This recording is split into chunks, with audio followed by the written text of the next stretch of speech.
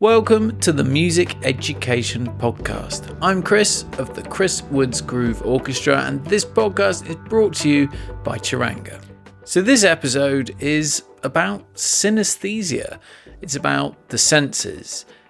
It's about some other stuff too, but I would say they're our main focuses, and fascinating focuses they are, I'm sure you'll agree.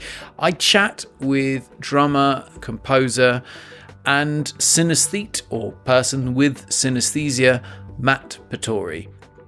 Matt is an incredible musician, incredibly creative, and incredibly connected to what he does. I've had the pleasure of working with him musically, and for this episode I had the pleasure of sitting and chatting with him over a cup of tea in my kitchen about being a musician and having synesthesia, essentially seeing sounds. And I really tried to get to the bottom of what that is like, trying to understand what his musical experience is, and I guess trying to understand if we can learn anything from it. The conversation actually starts off around something completely different, where we're chatting about AI in music and the effect that has had on Matt's work as a composer for sync libraries, which in itself is fantastically fascinating. And then somehow we magically and smoothly segue into talking about, well, one of the most incredible things that I've ever had the pleasure of talking about, which is synesthesia. I hope you enjoy listening. To me, as a nation, and I'm not a little Englander in any way, shape, or form at all, but we really do, in terms of the music industry, punch above our weight massively.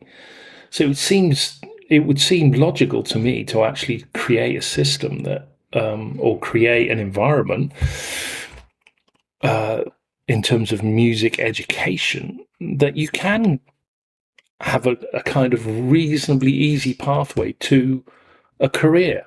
Making money. In the music industry. But what about all the sync stuff? So the sync stuff, or the library stuff that you're doing,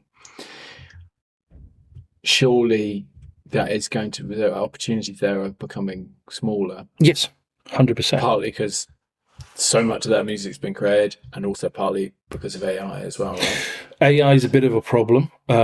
I've had... You're not making country tracks anymore, that's for sure. Well, I mean, I've had friends that have sent me stuff that that they've used AI for, and I can't tell.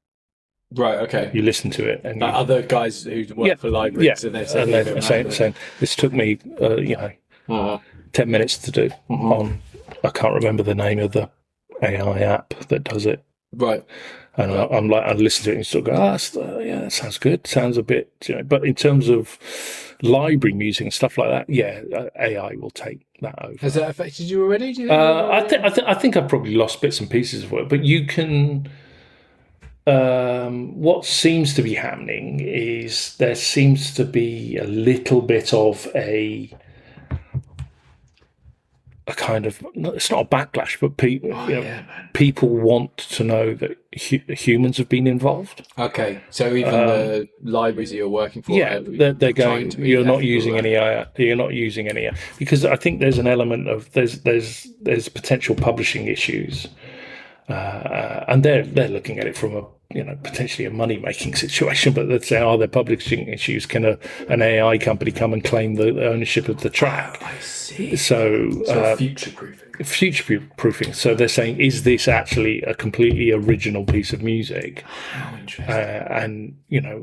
And for me, it's like, well, yes, because one, I actually enjoy the process of playing or learning to play an instrument, or struggling to play an instrument to make that piece of music.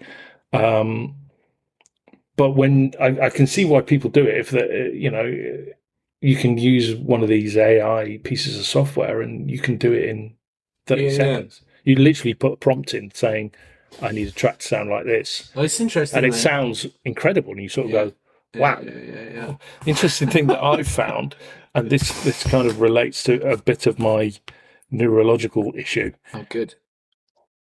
Is that each of those softwares has a colour, has a different colour and a different sound. So I've noticed this with doors as well. From what I experience. And it's the same with doors as well. Logic has a sound and a colour. It has a sound, different sound. You can hear when stuff has been done on Logic than it's different to Pro Tools. So can you describe then what you see and it's in your mind's eye, or is it in your eyes? Is it in your eyes? This is the interesting point, is because I spoke to a neurologist about it many years ago. Oh, God, it must be about 10, 15 years ago, about synesthesia and my specific form of synesthesia, which is chromesthesia. So there's different types. What does that mean? Well, synesthesia is the overarching kind of umbrella term for a kind of mixing and triggering of senses. My one is chromesthesia. I can't remember all of them, but there's graphene, which is... So chromesthesia, I can explain my one, definitely, is my senses... my sight senses are triggered when I hear sounds, noises. Okay. And, which is a bit weird for me, strong smells. Okay. So I will experience seeing colours. So if I hear a piece of music, I'll see colours. So can you actually, when you say seeing colours... To me, it's seeing. So physically, if you're looking at me, right... While you're talking, I'm seeing colours, yeah. But how are you? Is it like a filter, or is it? Well, no. It's very difficult because it's all I've ever known. So it's very hard to kind of. Okay, and it's constant. It's all the time, yeah. So when there's sound, it's all the time. So it's kind of like it's all I can. But there's always sound, right, as well? Because I imagine you've got a spot of tinnitus there. I've got weapons grade tinnitus in my left. So even if you put your fingers in your ears, you're still seeing. Yeah. Yeah. So you still see life, and I don't know how relevant this is. As I've got older, it's got more pronounced. Wow. It's got not because it's not regarded neurologically. It's not regarded as a disability in any way, shape, or form. It's just regarded as an anomaly, and I think it affects. I don't know. It's like it's still 4%. Oh right, yeah. I thought it was about 5 or 6%. I thought it was about that. But I did also see lots of people saying, "Oh, I don't think that's true." But I see. I personally see it all the time. It's always there. Can we really double down on what it is that you see? So as best you can. I see it's like a transparency. So if you like had a. You remember you used to get those transparent gels of colour? Yeah, to go over lights. Yeah, it's kind of like that, but not as pronounced. So there's a kind of a gentle colour that comes up. When the sound gets louder or is more pronounced, it gets darker. Wow. And is that over the whole of what you see? Yeah. Okay. Yeah. And can it become a problem? It can become, there are moments where it becomes... there's like sensory overload. Okay. So a funny story, and it is a funny story because like strong smells that suddenly appear can make it happen for me, but that is a much more violent reaction. So in that instance, when that happens, it's colour, lots of colour, but shapes as well. And to the point that it's so that it's sensory overload that I'm struggling. So the problem that I have is, and there are other retailers available, Boots, the chemist, Lush. Right. If you walk into Boots, where they always do, they put the perfumery and the fragrance counter on the ground floor. Yeah. So I walk in and it's an instant hit of these mix of strong smells, which instantly gives me sensory overload. Yeah, and then I walk into a display, And the security guard comes. Seriously, this is what happened. The security guard came and went, "Are you drunk?"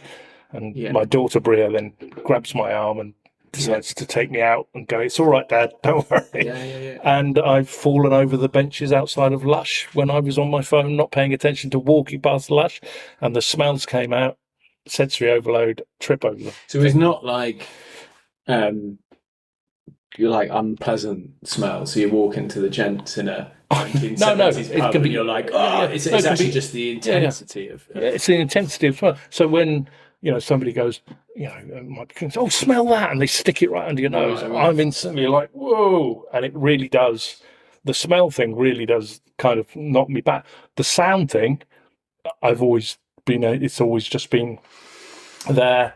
And obviously doing music and being a musician, I've got to utilize it, because I can sit, not only can I my ear's quite good, so I can hear when things are not right, but I can also see when things aren't right. If I get my guitar and I play some stuff, can we sort of do a "what do you see" thing? You can do if you want. Is that all right? Yeah. So I've got so many things in my head to ask. I'll get a kalimba as well. How about that? That could be interesting. And then, because I think that'll be intriguing. That's a lovely Ibanez. Thanks, man. Okay, so I'll just play it.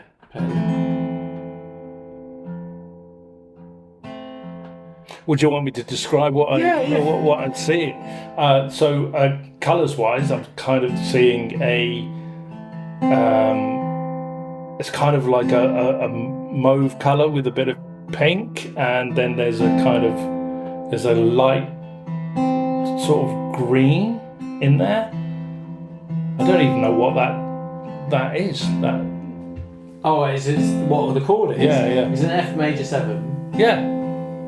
Okay, and is it sort of changing as I play different notes? As in, because I'm a little bit, yeah. Well, but those colours are there, and it's kind of weird because it's kind of moving around. Okay. So it moves about. It kind of, but it's not, because it's all I know. I don't see it. It's not distracting. It's just that's just how the world is. It's just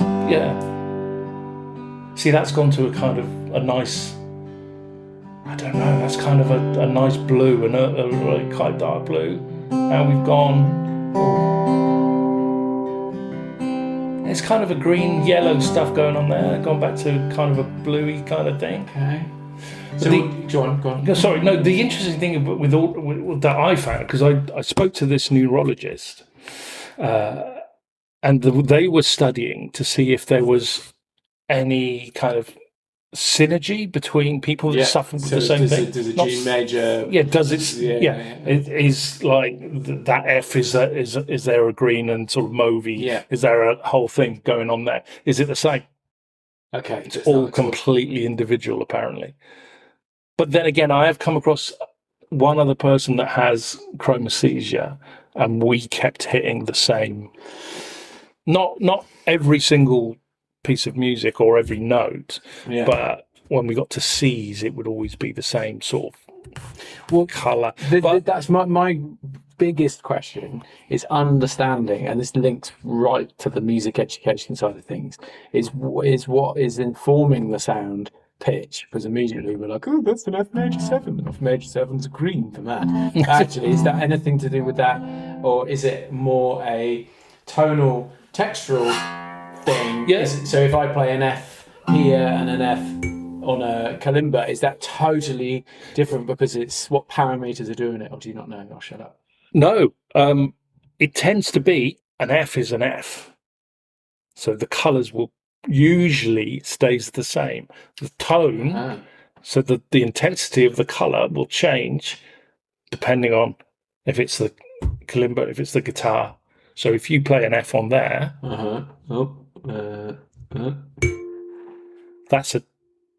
there's still kind of a greenish kind of colour to it. Okay. But if you play then the F on there, it's a different tone. Okay. So that is a little bit more. it's a bit darker. I don't want to be really sort of simplistic about it, but it's a little bit darker, and it just seems to have a bit more body. Okay. So that might just purely be the velocity that you were playing at. Okay. Or... So there's not really like a specific.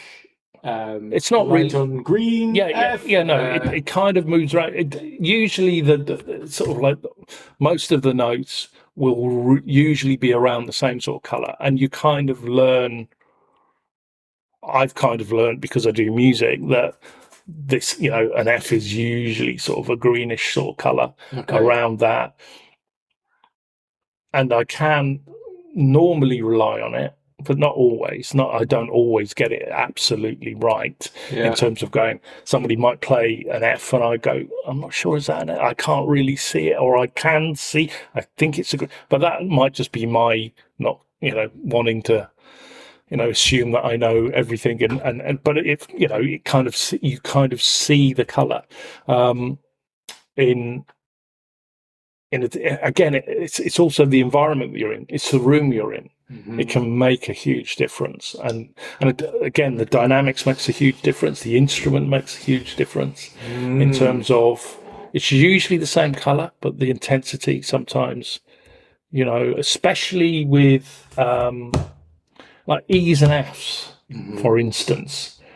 or going between the two, because there's no obvious kind of real sort of semitone, so to speak. The false relationship, is the one. They can kind of blend a little bit.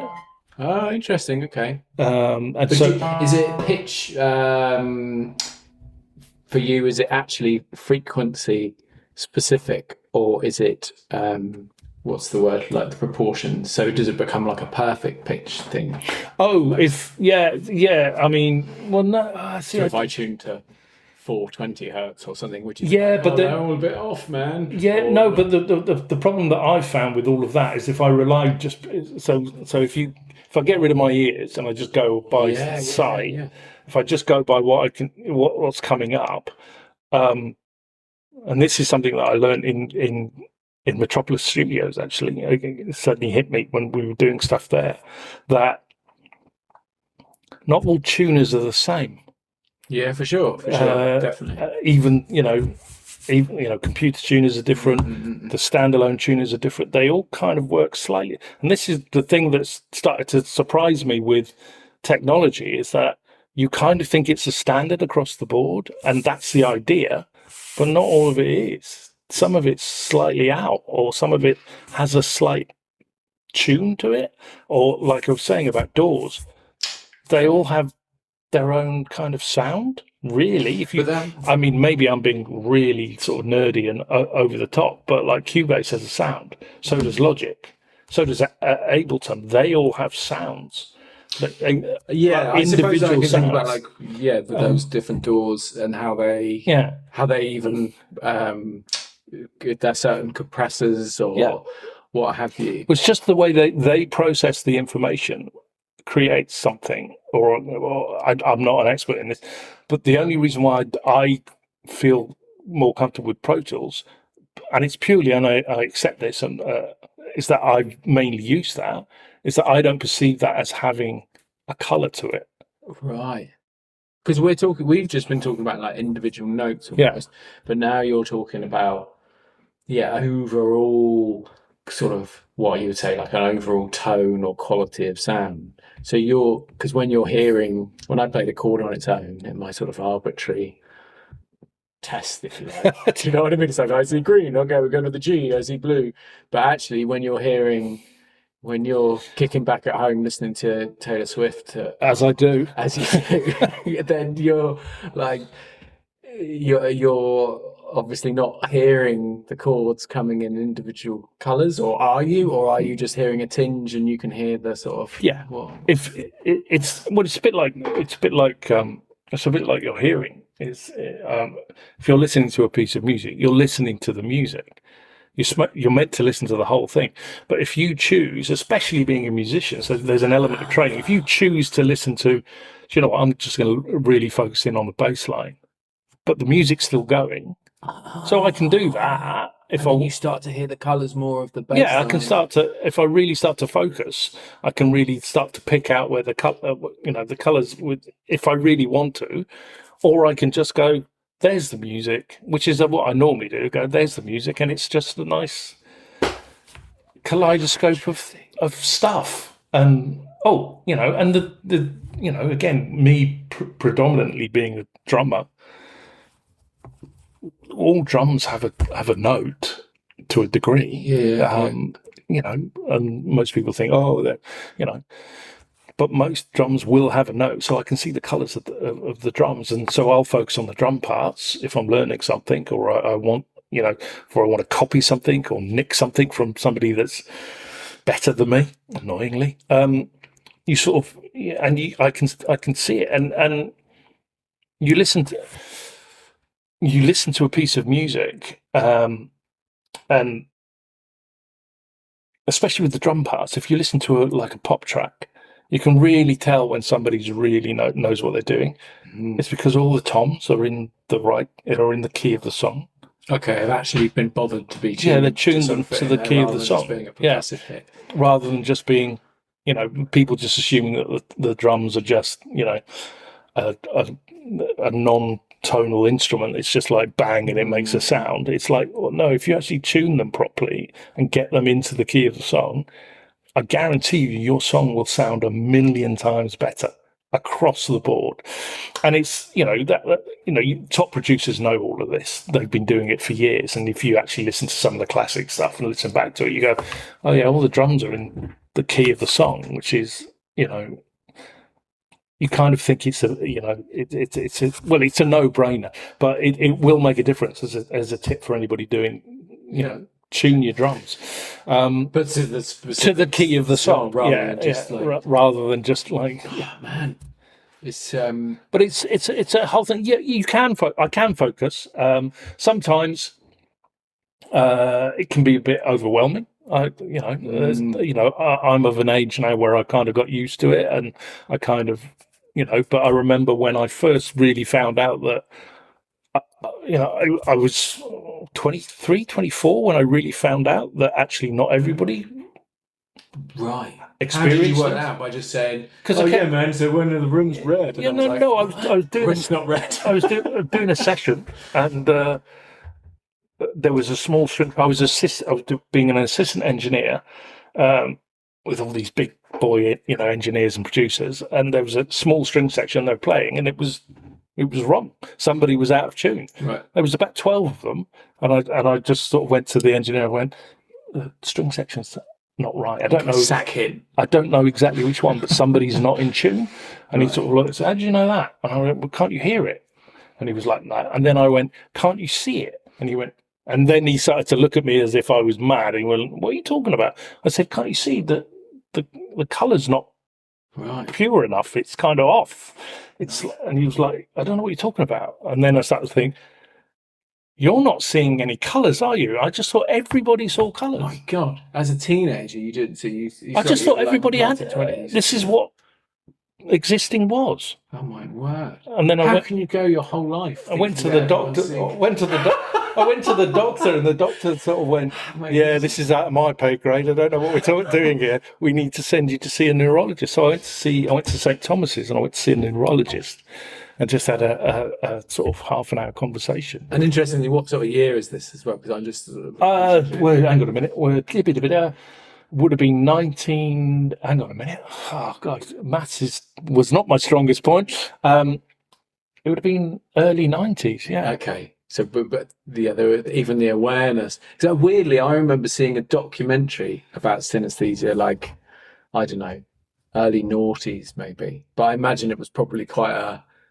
Well, they just think you were crazy. The neurologist was great. Okay. And the GP was obviously. The GP was just like, yeah, we don't know what's going on with that. There might be something sinister. I think the words he actually used were sinister, which I thought, interesting bedside manner. You use the word sinister for health. I remember, it's always stuck with me that. I thought, yeah, they didn't teach you well. So I went to see the neurologist, and the neurologist was great, super excited. to talk to me about it, going, oh yeah, there's some studies about this, and yeah, there is a connection. There is a connection between the senses, and he was saying at the time, I don't know if they still think this, but I remember him saying, oh, what the consensus is at the moment is that everybody, when they're born, has this. Everybody has it. This is exactly what I was reading before we met. And then when your other senses develop and get stronger, you lose the capacity goes because you've got no need for it. Yeah. So the triggering of different senses and stuff there's no need for it on an evolutionary level. I was like, right. So all I wanted to ask them was, so I see colours when I hear sounds and sometimes strong smells. So you're telling me nobody else sees that? And he went, very few people. You're the only one. And I was like, right. So you're really special.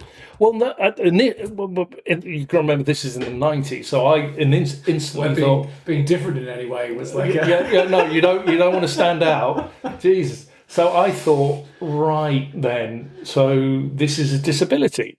Right. And he was like, no, it's not regarded as a disability at all, unless it affects your life that you can't function. And he was like, well, and then we went into details about, what's the intensity of color like? What's it like? How does it present itself to you? Is it actually just in your mind or is it in your vision? And I was like, I'm not sure how I can say. I think it's in my vision, but if you're saying it could just be in my mind. But when I hear... Did he mean like your mind's eye? Your mind's eye, like, yeah. Okay. Yeah, so when I hear something, then in my mind's eye, and then I'm perceiving that as I'm seeing it. Yeah. But actually, I said, no, to me, it's actually I'm visually seeing things. Yeah. To me, that's what my experience is, whether that's actually accurate. And they're like, well, yeah, there's no way we can really find that out. Well, yeah. I'm just like, yeah. And then, bizarrely enough, I went to an academic dinner with my wife, Katrina, and this was a posh do at Oxford, and there was lots of very world famous sort of, and I just happened to sit opposite one of the top neurologists in Europe, and she would not leave me alone. She just was she like pulling tuning forks. She was like do you see now? tapping the wine glass. Explain that to her. I'm just like, and she literally sat there all night, and she was fascinating. She actually said, "You need to come in so we can study this properly, and we can really analyse what's going on because this is such a phenomena." And did you do that? No. Okay. I was terrified. You don't want to be a lab monkey. I just thought, don't cut me open. Yeah, Whatever you do. Yeah. See her eyes lighting up. Yeah. She's experiments on you. She's putting the gloves on before dessert. Anyway,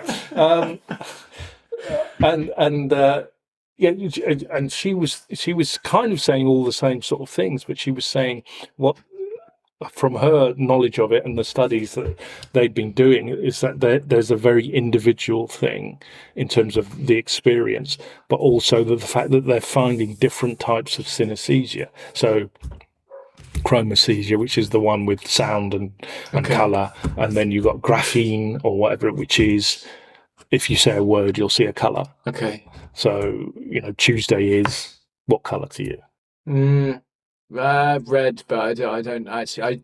I think I just said that because. Yeah, exactly. I don't have any connection. So what they're doing is they're testing people by saying Tuesday, and they're instantly just saying, or a number can represent a colour. That's graphene. There's another one which is, I can't remember what it's called. We obviously need to get that lady in that you met to talk about all the sort of technicalities. Yeah, there's loads of technicalities, and there's different studies, and people are finding different ways. And the one that's a little bit unique for me is the smell thing with the colour. They don't normally, apparently, that doesn't normally happen. So this is just another reason why I'm broken on some level, that I happen to have the smell and the colour one. But it's not. When I was younger, at times I would find it slightly overwhelming. Now, it is just what it is. Is it a positive thing? I think it's a positive thing. I think it's a positive thing in terms of the fact that I do music, and there are benefits. There are 100%. I mean, it can look really cool if I sit there and go to an orchestra and they're playing, and you sort of point to the string section and you go, "You're out of tune. Him out. Have him murdered."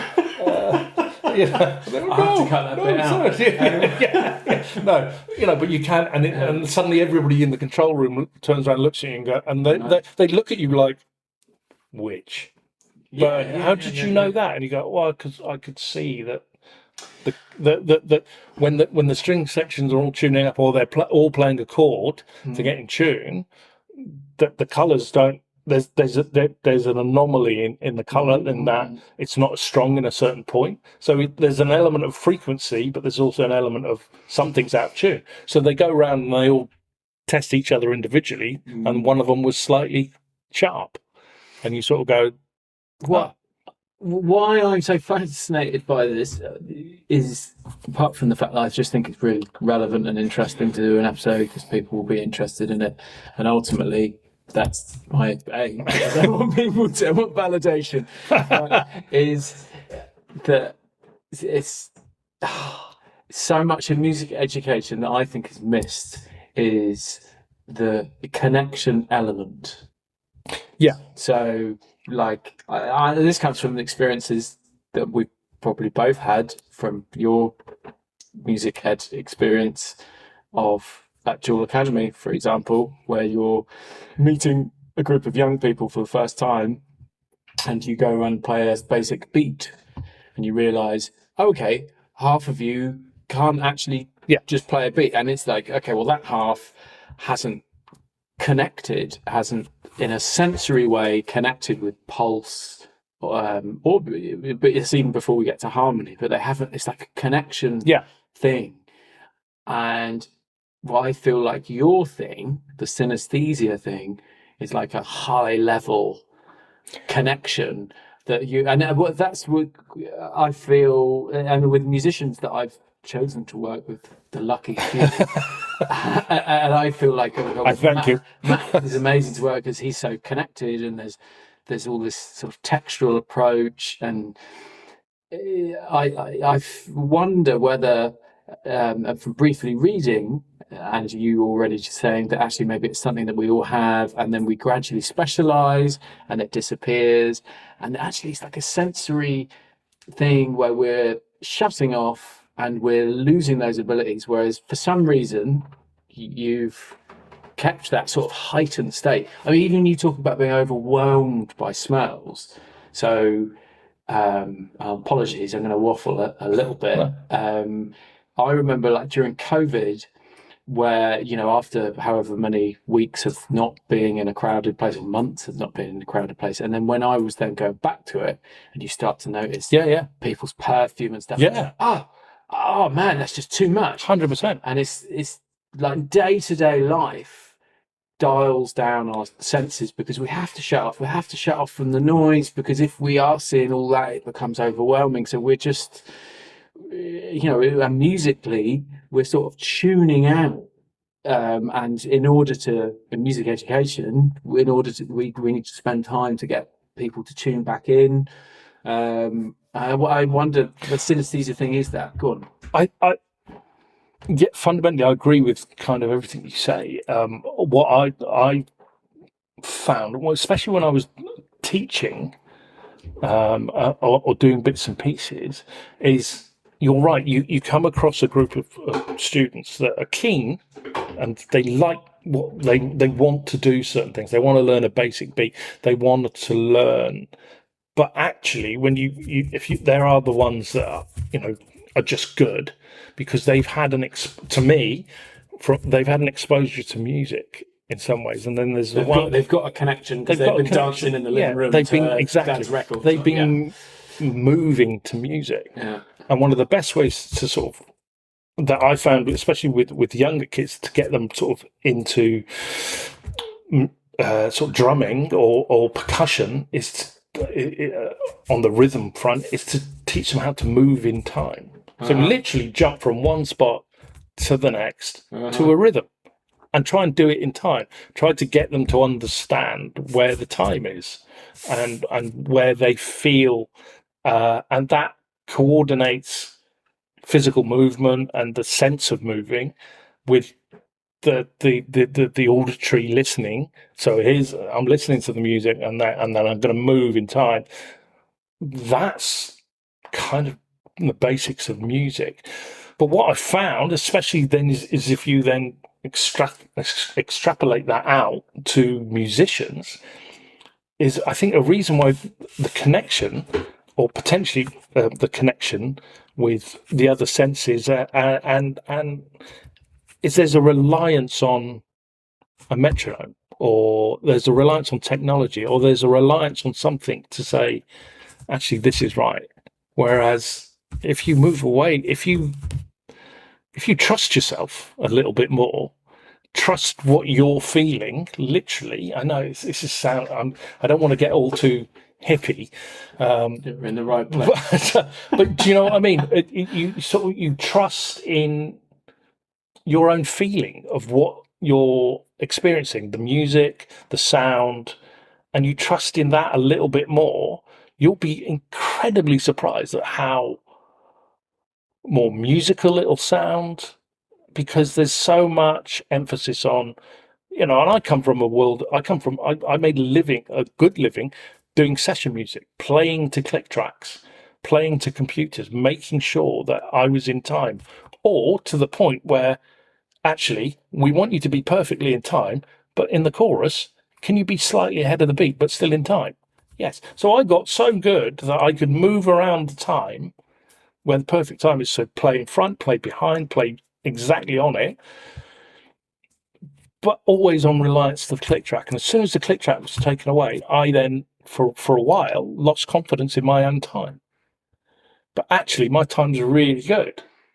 But I just didn't have because I wasn't, again, back to the point of validation. I wasn't having the validation of the click track telling me I was perfectly in time, or roughly around where the time should be, that I lost confidence in my own connection to listening to the music and just sort of going, there's the time. I feel happy with that. That's a good time. We're good. I'm in time. That's fine. We can move around that as the time. Absolutely no problem. And I think that the lack of connection, in terms of sort of letting go a little bit of what there is an expectation that you have to play or you have to be a certain way musically, that you then are relying on external sources to tell you that you're right or you're wrong. And I don't think you can allow external sources to tell you that your feeling is right or wrong. If you feel something needs to be a little bit faster or a little bit louder or a little bit more intense, then that's a good feeling. Go with your feeling. Be musical with it. And I think there's a lot of reliance on external sources in terms of you're talking about the synesthesia and the connection with the senses for me,